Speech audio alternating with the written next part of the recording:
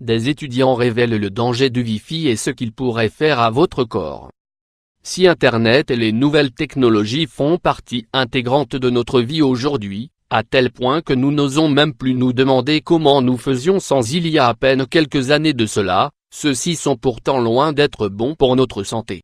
Et oui, car au contact de ces matériaux électroniques, connectés ou pas d'ailleurs, notre organisme en pâtirait sérieusement. C'est ce qu'ont découvert en tout cas plusieurs étudiants d'une université danoise spécialisée dans les sciences de la santé, de l'éducation et dans les sciences sociales. Selon eux, tous les appareils électroniques qui nous entourent au quotidien, et dont il est difficile aujourd'hui de se séparer, sont nocifs et peuvent avoir des répercussions insoupçonnées sur notre santé, physique et psychique. Et ce simplement à cause des ondes que ceux-ci émettent. Une histoire de mauvaises ondes d'après ces mêmes étudiants danois, les ondes Wi-Fi seraient les pires d'entre toutes. Si la télévision, le four à micro-ondes ou plus récemment encore les smartphones ou les tablettes ont été accusés chacun à leur tour de causer des dommages importants sur notre cerveau par exemple, le Wi-Fi a récemment fait l'objet des mêmes accusations. Si ce n'est pire. Il a en effet été révélé à travers cette étude menée par ces jeunes que le Wi-Fi émet des ondes d'une fréquence d'environ 2400 MHz, soit les mêmes fréquences émises par un micro-ondes. Des fréquences qui ont pour particularité d'agiter les molécules d'eau et qui nous atteignent donc directement puisque notre corps est composé plus de 70% d'eau. De plus, les ondes Wi-Fi seraient responsables d'un bon nombre de perturbations au niveau de l'organisme. Des recherches effectuées récemment ont bel et bien démontré les dangers de ce réseau de connexion sans fil sur notre santé. Celui-ci serait entre autres responsable de la perturbation de notre métabolisme cérébral, en perturbant notamment notre taux de glucose dans le sang, mais également responsable de la perturbation de notre métabolisme cellulaire. Le Wi-Fi créerait également en nous de l'électrosensibilité, en attaquant notamment notre barrière hémato-encéphalique, à savoir, la barrière physiologique présente dans notre cerveau servant à réguler le sang dans notre cerveau, et briserait même la chaîne de notre ADN.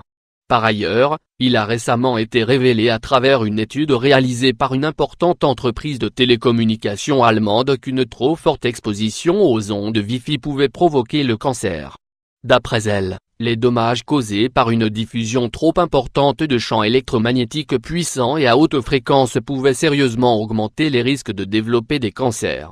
Une révélation choquante qui a eu pour effet d'inciter les étudiants à réaliser des expériences concrètes pour comprendre, enfin, quelles étaient les réelles répercussions des ondes Wi-Fi sur notre organisme et sur notre santé, mis à part les sensations de fatigue ou d'irritabilité souvent ressenties. Une révélation étonnante qui a eu pour effet d'inciter les étudiants à réaliser des expériences concrètes pour comprendre, enfin, quelles étaient les réelles répercussions des ondes Wi-Fi sur notre organisme et sur notre santé. Une expérience édifiante. Pendant plus de 12 jours, les étudiants d'University of Southern Denmark ont tenté d'étayer leurs propos en exposant de la semence de cresson, une espèce de plante dont les antioxydants préviendraient l'apparition de certains cancers et auraient, entre autres, des effets bénéfiques sur la santé oculaire, aux ondes Wi-Fi. L'idée de réaliser cette expérience nous est venue suite à des problèmes de concentration que nous avons rencontrés à maintes reprises en cours.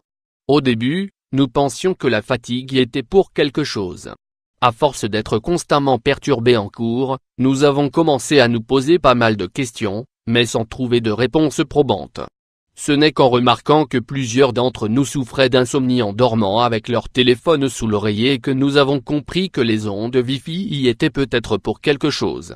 Les étudiants décident donc, en plus d'exposer de la semence de cresson aux ondes Wi-Fi, de conserver une partie à l'écart de toute radiation.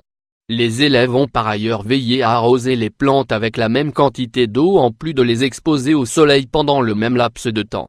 Au bout de 12 jours d'expérience, le résultat était sans appel, les graines de cresson non exposées aux ondes Wi-Fi. Des étudiants font une découverte terrible sur le Wi-Fi. Les graines de cresson exposées aux ondes Wi-Fi. Des étudiants font une découverte terrible sur le Wi-Fi, un résultat édifiant qui a surpris les élèves qui ne s'attendaient pas à ce que l'expérience fonctionne aussi bien. C'était vraiment effrayant d'observer à quel point la différence entre les deux semences était flagrante.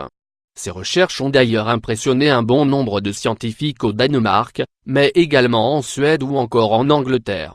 Ceux-ci leur ont d'ailleurs demandé s'ils pouvaient se référer à leur fameuse expérience pour tenter de prouver les méfaits des ondes électroniques sur notre santé.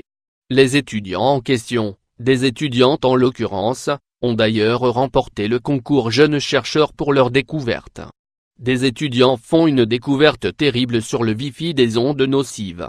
Mais inévitable, les dangers des ondes sur la santé n'est pas un sujet récent. Avec l'avènement des appareils électroniques aussi performants qu'utiles, smartphones, tablettes, ordinateurs, enceintes Bluetooth, il est devenu très difficile aujourd'hui de survivre à un monde sans connexion, donc sans ondes.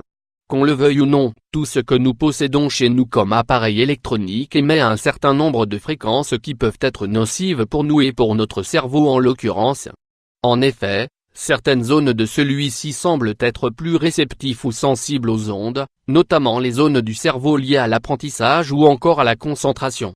S'il est aujourd'hui impossible d'éviter toutes sortes de connexions à des appareils, que ce soit à la maison ou au travail, il est tout de même possible de réduire les dangers de la connexion à outrance en pensant notamment à éteindre tous les appareils électroniques autour de nous.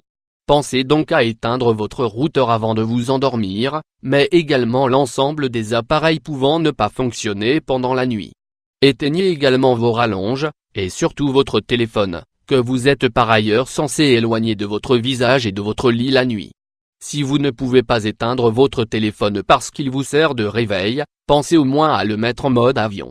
Ceci réduira considérablement les risques d'émission d'ondes.